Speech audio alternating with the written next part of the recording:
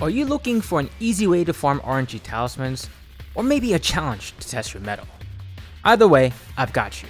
Let's rank all the available monsters from the 9-star difficulty quest that drops these RNG talismans. This tier list will go from easy, medium to hard. And while the topic itself is mostly up to preference, or even the weapon types that we main, I'll try my best to be objective and remain weapon agnostic. Real quick, if you enjoy videos like these, support your boy by hitting that like button and subscribe for more Monster Hunter Wilds content. Thanks. First up, let's talk about the easy tier of monsters. At the very front of the line, it's gonna be Raidao. Even in its strongest tempered state, it still pales in comparison to the arc-tempered Raidao because for whatever reason, the non-arc-tempered Raidao has a very limited moveset, making it super predictable and easy to dodge and fight. It also has the universal weakness of being a flying wyvern, meaning we can knock it down with flash bombs, to create more opportunities to deal uninterrupted damage. And lastly, the location in which we'll be fighting the Raidao, the Windward Plains, contains a bunch of environmental hazards to use on the monster, like Area 4's multiple rocks, plus Area 8's thorn bushes and vine traps. But really though, out of all the reasons, it is the Gimp's moveset that makes Raidao the easiest to hunt. Next up on this list is duna. Depending on your perspective, this could be a good or a bad thing. Just like the Raidao, unless you're fighting the arch-tempered version, the moveset for duna feels very limited and gimped, making it very predictable to fight as well. Unlike the other monsters on this list, the non-arch-tempered version of the duna is not very mobile, making it easier for us to stick to it and deal damage. Joining the other Apex homies, the new Udra also faces a similar problem or benefit of being a monster that feels like it has a limited or gimped moveset. Although I would put the 3 Apexes we just talked about in the same tier of difficulty, the Raidao definitely is the easiest because of that flying component. Both the new Udra and the duna can't be flash bombed out of the sky. Also, the new Udra's weak point may not be as easy to reach for some weapons compared to others. Next up on this list is the apex of the Apexes, the arkveld. While intimidating at first, the arkveld now, for most players who have stuck with Monster Hunter Wilds, is probably on the easier end. His attacks are super telegraphed, making it quite easy to predict. The big caveat with arkveld though, it does not have a particular weakness to any elements within any of its hit zone except the chain. So, if you're running something like the Lagiacrus weapons or the Misasune Slick's Blade weapons, it might not be the best to target arkveld as you're not going to be doing as much damage as you could, making your runs go a bit slower. I do enjoy fighting arkveld even though his movesets are telegraphed. It does feel pretty epic and is a fun encounter.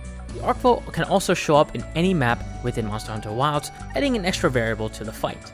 The arkveld will also get into the sky for a limited time during some of its attack patterns, giving us the opportunity to flash bomb it out of the sky for an extra damage opportunity.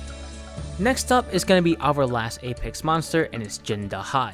Jindahad, while not too difficult, can take quite a bit longer due to the map transitions that you are forced to sit through when you fight this monster. Even with that though, you can clear it pretty quickly if you have an optimized build for it. Just like the other Apex monsters, it feels to me that the Jindahad's moveset is a bit more limited, and that's intentional because they're releasing the arch-tempered version pretty soon. The next 2 monsters can be easy or hard depending on your weapon type, which makes them perfect for the medium tier of this list.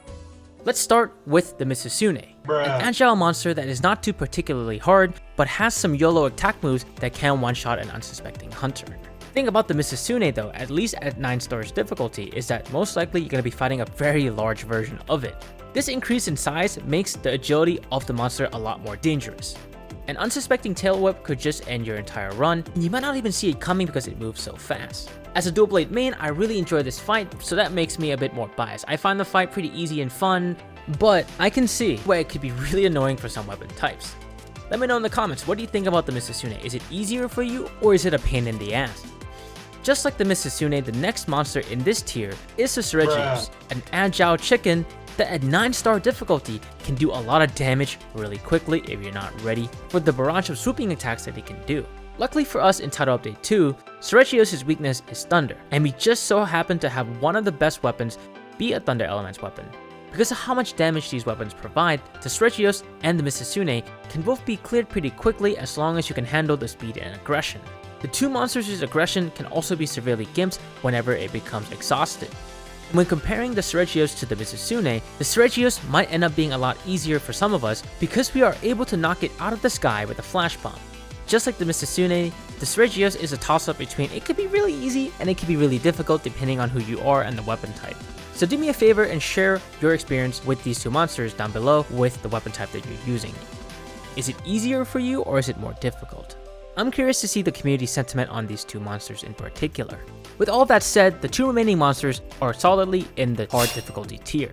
Let's start with the gore magala. It's a monster that has given people a lot of trouble even at 8 stars. So imagine that same aggressive monster that is immune to flash bombs being a lot bigger and doing a lot more damage while having a lot more health. It can be rough, especially when its giant black wings start to block your vision. But even with that said, though, the gore magala is a lot of fun to fight. Gore magala might actually be the hardest encounter in the game right now. I'm going to leave that as a toss-up because the next monster on this list, the quematrice, forces you to do a water segment while you fight it. Sure, in theory, you could do enough damage to skip that water phase, but in the 9-star difficulty, I think you're gonna have a very hard time unless you have a very strong group of 4 who are very experienced and know what they're doing. The arkveld fight itself is fun, it's engaging, and most importantly, you can actually flash bomb it to interrupt it from doing certain things, unlike the gore magala. I would put these two monsters in the same bracket of difficulty and time frame. It more so depends on if you care about being able to interrupt any attacks with flash bombs versus how much you hate or love the underwater combat segment of the arkveld fight. I quite enjoy the change of pace with the underwater combat, plus the build that I'm currently running has a lot of thunder resistance anyways, so it would make more sense for me to target the arkveld over the gore magala, but that's just based on personal preference. Out of the two, which is the harder monster for you, the arkveld or the gore magala? Let us know in the comments below.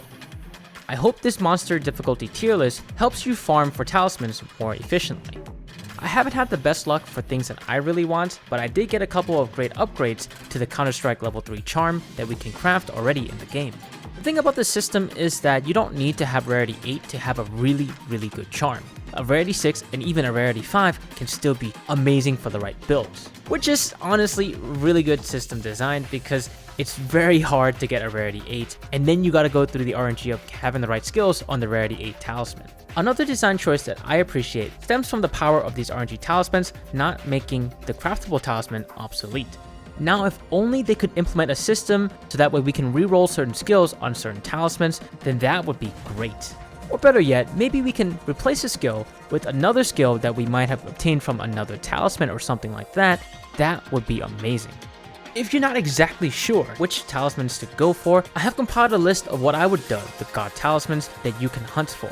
These god talismans have some of the best skill combinations possible with the RNG systems that we have. If you're interested, check out the video on screen right now. My name is Versana, and I'll see you in the next video.